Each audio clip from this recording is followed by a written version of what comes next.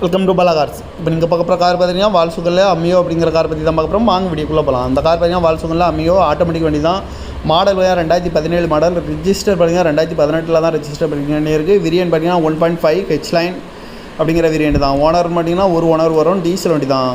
Kilometre பார்த்தீங்கன்னா 1,60,215 kilometre running ஆகிருக்கு. No service கடை தான். இன்சூரன்ஸ் பார்த்தீங்கன்னா இல்லை, எஃப்சி லைவில் இருக்குது. இந்த காரோட ப்ரைஸ் என்ன சொல்கிறாங்கன்னா 5,10,000 சொல்கிறாங்க. ரேட்டு குறைக்கணும்னு சொல்லியிருக்காங்க. குறைச்சி பேசி இந்த காரை பைப்னு சொல்லியிருக்காங்க.